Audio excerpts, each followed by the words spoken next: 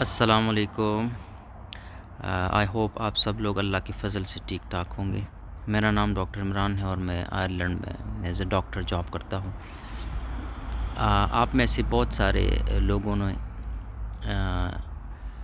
یہ پوچھا ہے کہ آپ آئرش میڈیکل کونسل کا جو رجسٹریشن پروسیس ہے اور ریکوائرمنٹس ہیں اس پہ بات کریں، تو یہ ایک بہت ہی امپورٹنٹ ٹاپک ہے۔ اس پہ پہلے میں بات کر چکا ہوں، لیکن دوبارہ اس ٹاپک پہ بات کرنا چاہتا ہوں تاکہ آپ لوگوں کو کلیئر ہو جائے۔ تو آئرلینڈ میں جاب کرنے کے لیے ایز اے ڈاکٹر آپ کو آئرش میڈیکل کونسل کے ساتھ رجسٹریشن کرنا پڑتا ہے۔ اس کے لیے یہ ہے کہ آپ پریس ایگزام ہے، ٹھیک ہے، جس طرح کہ یو کے لیے پلیب ہے، ایم آر سی پی ہے، اسی طرح آئرلینڈ کے لیے بھی پریس ایگزام یا ایم آر سی پی ہے، لیکن پاکستانی ڈاکٹرز کو یہ ایگزامشن ہے کہ وہ ہاؤس جاب کے بیسس پہ یعنی انٹرنشپ کے بیسس پہ آئرش میڈیکل کونسل کے ساتھ رجسٹرڈ ہو سکتے ہیں اور وہ یہاں پہ جاب کر سکتے ہیں، ٹھیک ہے۔ لیکن اس کی بھی کچھ شرائط ہے انٹرنشپ کے۔ سب سے پہلے بات تو یہ ہے کہ آپ لوگوں کو انٹرنشپ یا ہاؤس جاب 1 جنوری 2009 کے بعد ہونا چاہیے۔ جن لوگوں نے 2009 سے پہلے ہاؤس جاب کیا ہے تو وہ اس بات پہ کے ذریعے رجسٹریشن نہیں کر سکتے، ان کو پریس ایگزام یا پھر ایم آر سی پی آئرلینڈ دینا پڑتا ہے رجسٹریشن کے لیے۔ تو اگر آپ نے 1 جنوری 2009 کے بعد ہاؤس جاب کیا ہے تو آپ لوگ رجسٹریشن حاصل کر سکتے ہیں آئرلینڈ میڈیکل کونسل کے ساتھ۔ پھر اس میں روٹیشنز آتے ہیں کہ کیسے روٹیشنز ہونے چاہیے ہاؤس جاب کے۔ تو اس کے ریکوائرمنٹس یہ ہے کہ 3 months at least 3 months each in surgery and medicine, 3 months کم از کم 3 months سرجری اور میڈیسن میں ہونی چاہیے، اور کوئی بھی روٹیشن 2 مہینے سے کم نہیں ہونا چاہیے۔ They don't accept any rotation in house job that is less than 2 months، okay.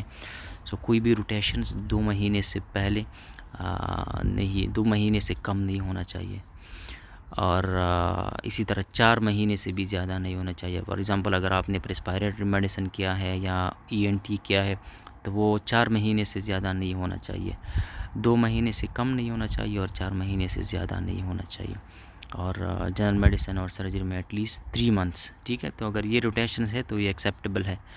دوسری بات یہ ہے کہ کامن مسٹیک یہ ہے کہ ہاؤس جاب سرٹیفکیٹ میں اکثر لوگ ای این ٹی لکھ دیتے ہیں، پلمونالوجی لکھ دیتے ہیں، آرتھوپیڈکس لکھ دیتے ہیں، تو یہ ایکسیپٹیبل ٹرمز نہیں ہے۔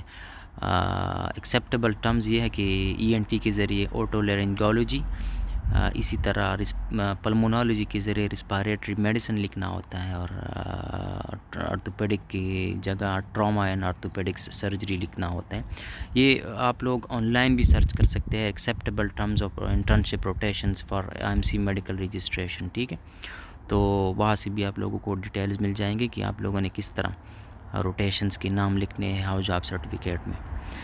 ہاؤس جاب سرٹیفکیٹ آپ لوگوں نے پی ایم سی سے لینا پڑتا ہے، پی ایم ڈی سی یا پی ایم سی سے، اس کے لیے ایک آن لائن اپلیکیشن ہے، اور اس کو سبمٹ کر کے 3-4 ہفتوں میں ایک پی ایم سی سے ہاؤس جاب سرٹیفکیٹ مل جاتا ہے کہ جس کے بیسس پہ آئرش میڈیکل کونسل کے ساتھ رجسٹریشن ہوتی ہے۔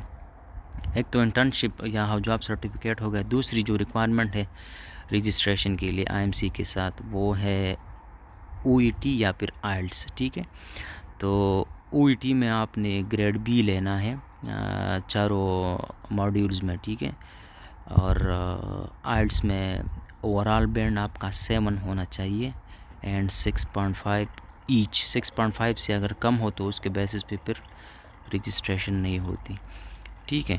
تو 2 بیسک ریکوائرمنٹس ہے پاکستانی ڈاکٹرز کے لیے، ایک تو ہاؤس جاب آپ نے 1 جنوری 2009 کے بعد کیا ہو، آپ کہیں کا بھی گریجویٹ ہو، چائنا کے گریجویٹ ہو، پاکستانی گریجویٹ ہو، لیکن ہاؤس جاب آپ کے پاکستان میں ہو تو پھر آپ ایلیجیبل ہیں، اور ایکسیپٹیبل روٹیشن ہے آپ کے ہاؤس جاب میں۔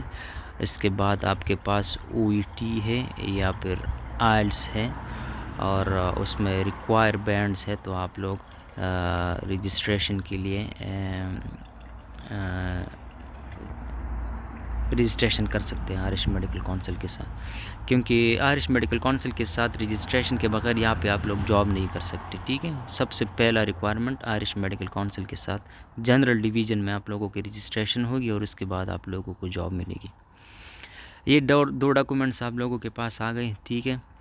تو آپ نیکسٹ جو سٹیپ ہے وہ ECFMG اور ایپک اکاؤنٹ ہے. آپ نے ECFMG یا پھر ایپک اکاؤنٹ بنانا ہے. یہ آن لائن آپ سرچ کر لیں اور وہاں پہ آپ لوگوں کی ڈیٹیلز، پاسپورٹ وغیرہ کی ڈیٹیلز مانگتے ہیں، وہ آپ لوگ فل کر لیں اور اکاؤنٹ بنا لیں. پھر اس ایپک اکاؤنٹ سے اس کی جو کاسٹ ہے وہ $130 ہے. ایک ایپک اکاؤنٹ بنانے کے $130 کاسٹ ہے، ٹھیک ہے. اس کے بعد آپ نے کریڈینشیل ویریفائی کرنے. کریڈینشیل مطلب آپ کے ڈاکومنٹس، اس میں ایک جاب سرٹیفکیٹ ہو گئے اور ایک ڈگری ہو گئی، ٹھیک ہے. جہاں جس یونیورسٹی کالج سے آپ نے ڈگری لی ہے تو وہ آپ نے ایپک سے ویریفائی کرنا ہے. اس کا ایک طریقہ یہ ہے کہ آپ وہ ایپک کو اپلوڈ کریں اور پھر وہ آپ کو جو یونیورسٹی ہے ان کو ای میل کر دیتے ہیں اور اس کی ویریفیکیشن لیتے ہیں، ٹھیک ہے. تو ایک پروسیس ہے، وہ آپ لوگوں کو ٹائم کے ساتھ سمجھ آ جائے گا. تو یہاں تک تو میں نے اپنی بات کی کہ دو ریکوائرمنٹس ہے، OET اور آئلٹس، اور اس کے بعد ایپک اکاؤنٹ بنانا ہے، اس میں کریڈینشیل اپلوڈ کرنے ہیں اور جاب سرٹیفکیٹ اور DMC اس کو ویریفائی کرنا ہے ایپک سے، ٹھیک ہے. اس کے بعد آپ کو گڈ اسٹینڈنگ سرٹیفکیٹ کی بھی ضرورت ہوتی ہے، لیکن اس کے بارے میں نیکسٹ ویڈیو میں بات کریں گے کہ ایپک سے کیسے ویریفائی کرنا ہے اور اس کے بعد کیا کرنا ہے، جاب کے لیے کیسے اپلائی کرنا ہے، CV کیسے بنانا ہے، ٹھیک ہے. ان سب چیزوں کے بارے میں بات کریں گے. تو ان سمری یہ ہے کہ ہاؤ جاب سرٹیفکیٹ جس میں ایکسیپٹیبل روٹیشنز اور 1 جنوری 2009 کے بعد کیا ہو ہاؤ جاب، اور IELTS certificate 6.5 each 7 overall in IELTS and OET میں گریڈ B ہو تو آپ ایلیجیبل ہے رجسٹریشن کے لیے، ٹھیک ہے. نیکسٹ ویڈیو میں پھر انشاءاللہ اگلا بتاؤں گا آپ لوگوں کو. اللہ